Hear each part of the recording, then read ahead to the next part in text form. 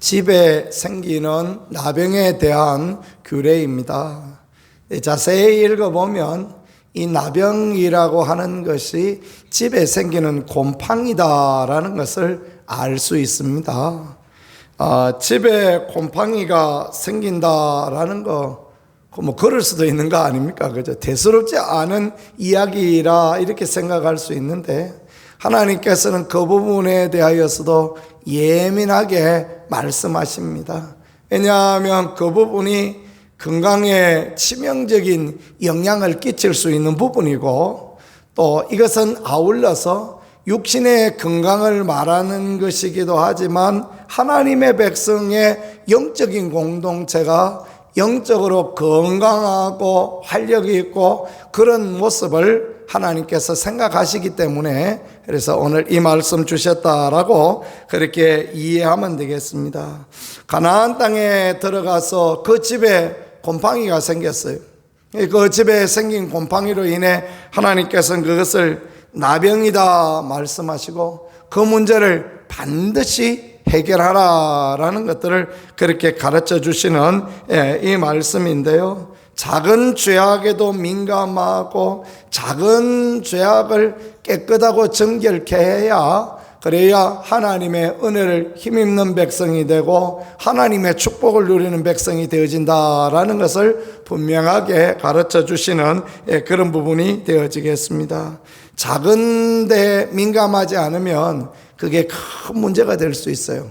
그러니까 우리 속담에도 호미로 막을 것을 가래로도 못 막는다, 그런 말이 있지 않습니까? 작은 문제가 있을 때 그 문제를 해결하지 못하면 그냥 방치해 놓아버리면 나중에 그것이 큰 문제가 되어서 어려움이 되어질 수 있습니다.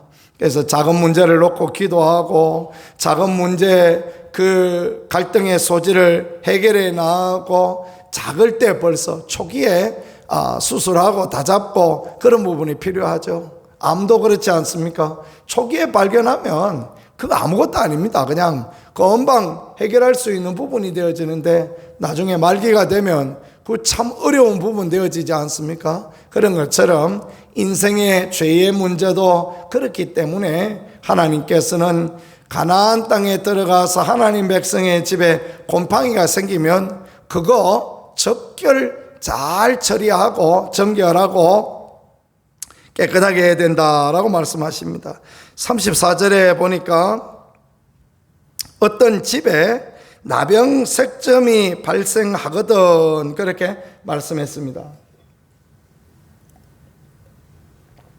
어떤 집에 곰팡이가 폈다, 그 말이죠. 35절에는 그 집 주인이 제사장에 가서 말하기를 무슨 색점이 집에 생겼다라고 그렇게 말하라라고 말씀하시고요. 그 다음에 제사장이 가서 그 집에 가서 살펴보아서 문제가 있으면 어떻게 합니까? 그러면 집을 비워야 됩니다. 38절에 제사장은 그 집 문으로 나와 그 집을 이래 동안 폐쇄하였다가, 그 집에 사는 사람은 이래 동안 그 집에 살 수 없습니다. 그래서 그게 번져나가는 곰팡이인가 아닌가라는 것을 살펴본다는 거죠. 이래 만에 또 가서 살펴볼 것이요, 그 색점이 벽에 펴졌으면 그러면 어떻게 합니까? 돌을 빼내어 성 밖에 부정한 곳에다가 버리게 하고, 또 집안 사방을 긁게 하고 긁은 흙을 성 밖에 쏟아버리고 곰팡이를 철저히 제거해야 된다, 그렇게 말씀하죠. 그래 예수님께서는 그 누룩 없는 떡 무교병, 하나님께서 무룩 없는 떡 무교병을 하나님의 백성의 유월절 그 기간 동안에 먹으라 하신 것과 같은 의미의 말씀이다라고 그렇게 이해하면 되겠습니다.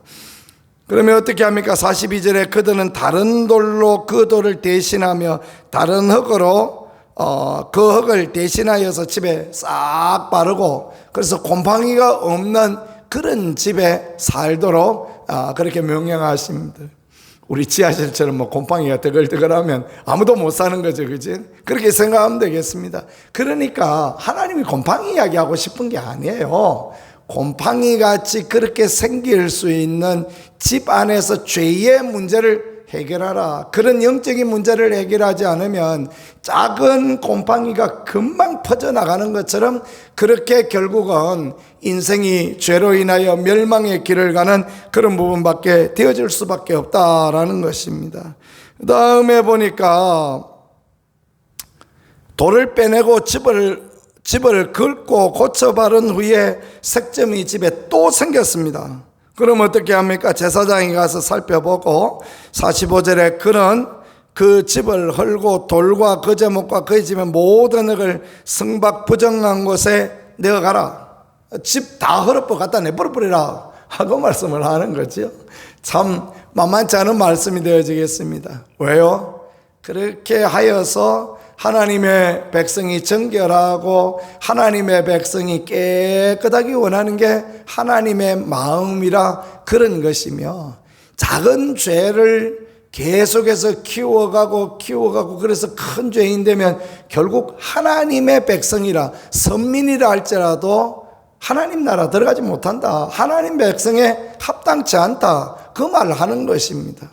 그러니까 구원파처럼 나는 예수 믿고 구원받았으니 죄 지어도 문제없고 나는 아무 문제 없다, 그게 다 거짓말이고 옳지 않은 그런 가르침인 것입니다. 그게 어떻게 옳을 수가 있는 것입니까? 그죠? 두렵고 떨림으로 구원을 이루고 늘 하나님 앞에 자신을 돌아보아 정결케 하고 깨끗게 하고, 그게 하나님 앞에 올바른 것이지, 십자가 밑에 나아가서 우리의 연약함과 약함을 고백하고 용서받고 하는 것, 그것이 하나님 앞에 합당한 것이지, 그냥 나는 괜찮다, 나는 아무 문제 없다 생각하는 거, 덮어놓고 있는 거, 이것은 아주 악한 모습이다. 그게 마귀의 괴계인 것입니다. 그래가지고 나 구원받았네, 너 구원받았네, 우리 구원받았네, 찬양은 참 좋은 찬양이지만 그 찬양만 부르고 앉았으면 그럼 뭐가 될 것입니까? 그죠? 하나님 앞에 깨끗한 삶을 몸부림치고, 사실 또 그게 안 되기 때문에, 그게 잘 안 되니까 예수님의 십자가 밑에 엎드려지고 주님의 은혜가 필요하다고 믿음의 고백을 하나님 앞에 드리고 그런 거죠. 그래서 하나님께서 오늘 말씀을 통하여 곰팡이가 생기고 곰팡이가 온 집에 확 퍼지면 집을 긁어내고 돌을 빼고 그래가 다시 바르고 했는데도 그래가 문제가 해결되지 않으면 갖다 내버리라. 하나님도 그렇게 하시겠다는 말씀입니다. 혼인집에 초청을 받았는데 안 오니까 나중에 쫓아내죠. 그죠? 쫓아내서 울며 이를 갈며 어둠 가운데 있는 것, 그런 것들을 생각하면서 우리가 믿음의 삶을 살 때 저나 여러분이나 설교한다고 제가 아무 문제 없다고 생각하지 말고, 여러분도 말씀 늘 듣는다고 우리 아무 문제 없다고 생각하지 말고, 아무 문제 없다 생각하는 그게 큰 문제입니다. 하나님 앞에는 늘 두렵고 떨림으로 서는 것, 이게 참으로 하나님 앞에 귀함이고, 나는 아무 문제 문제고 저 사람이 문제다 생각하는 그게 큰 문제입니다. 내가 문제고 내가 이게 참 하나님 앞에 어리석고 미련한 자다, 거기서부터 출발하고 긍휼히 여기고 불쌍히 여기는 마음 가질 때 하나님도 우리를 긍휼히 여겨주시고 불쌍히 여겨주시죠. 이런 영적인 원리들을 하나님께서 우리에게 가르쳐 주시려고 이런 말씀 주신다라는 거 우리가 꼭 기억하면서 그렇게 살아야 되겠습니다. 그렇게 긁어내고 그렇게 돌 바꾸고 그러고 난 뒤에 이제 정결하고 깨끗하게 되어졌습니다. 그럼 고마 됐다 제사장이 말하는 게 아니고요, 하나님 앞에 제사를 지내야 됩니다. 나병이 들었던 것하고 똑같이 하나님 앞에 제사를 지냅니다. 그러니까 어떤 제사를 지냅니까?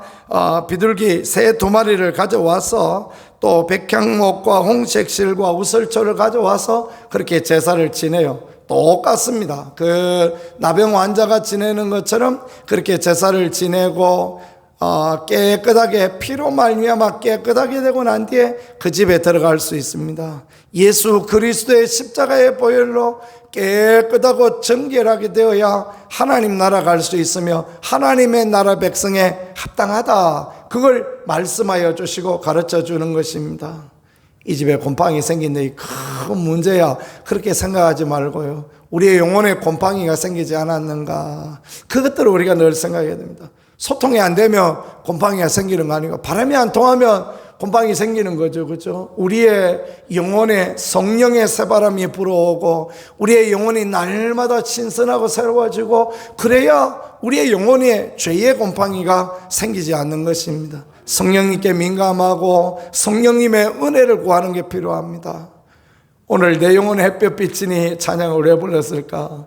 곰팡이는 햇빛이 비치는 곳에 곰팡이가 생기지 않습니다. 주의 은혜와 영광이 우리에게 임하여지면요 죄가 떠나가는 것입니다. 옛날에 오래전의 이야기인데요, 생수통을 가져가서 공원에서 물을 좀 떠오라고 그러셨어요. 그래서 예 하고 순종하여 갔는데 그 공원에 이제 생수가 나오는 데가 있는데 내려가서 보니까 생수병 아시죠? 어떤 거 큰 거 그죠? 거기다 물을 떠는 데 보니까 안에 그 찌꺼기가 꽤 많아요. 그게 무슨 플라스틱인가 뭔가 그런 게 있었는데 이래가지고 막 흔들어가지고 또 부으면 위로 가서 딱 달라붙어 버리고 몇 번을 이렇게 건드려 봐도 잘 안 되는 거예요. 어떻게 해야 될까요? 물을 꽉 채우니까 떠서 나오더라고요. 물을 그냥 꽉 채우니까 그놈이 전부 떠서 이렇게 싹 나와요. 그걸 보면서 제가 그렇구나. 주님으로 채워지면, 은혜로 채워지면 악한 것들이 떠나가는구나. 그것들을 이렇게 생각하고 그 이야기를 했는데 다들 아멘 하시더라고요. 장로님처럼. 얼마나 감사한지 모르겠습니다. 성령의 은혜가 임하여져야 우리의 영혼의 죄의 곰팡이가 피지 않고 하나님의 은혜가, 예수님의 은혜가 임하여질 때 우리가 은혜로 가득 찰 때 죄를 이기고 자신을 이기고 하나님 앞에 나갈 수 있는 그런 사람들이 되어지는 것입니다. 그래서 늘 언제나 자신을 돌아보고 믿음의 제사, 믿음의 예배를 우리 하나님 앞에 드리고 이런 모습들이요 하나님 앞에 얼마나 귀하고 아름다운 복된 그런 부분인지 모르겠습니다. 오늘 하루도 우리 자신을 잘 돌아보아 주의 은혜 가운데 거하고 조금도 부족함이 없는 깨끗하고 거룩한 인생 살아 주께 영광 돌리는 우리 모두가 되고 주의 은혜 누리는 복된 분들 되어질 수 있기를 우리 주 예수 그리스도 이름으로 간절히 축복합니다. 기도드리겠습니다. 하나님 우리 아버지, 가옥의 집에 곰팡이조차도 이렇게 없이 하고 정결케 하여 주기를 원하시는 하나님, 우리의 마음에, 우리의 몸에, 우리의 생각에 악한 곰팡이가 피고 죄가 허물이 많은지 돌아볼 수 있는 은혜를 허락하시고 예수 그리스도의 피로 정결하고 깨끗하게 씻김받게 하시고 성령의 놀라운 은혜로 성령의 바람으로 우리를 치유하여 주시며 하나님의 영광과 은혜 가운데 가는 우리 모두가 되어질 수 있도록 축복하시고 인도하여 주옵소서. 주님이 도와주실 줄 믿습니다. 예수 그리스도 귀하신 이름으로 기도드렸습니다. 아멘.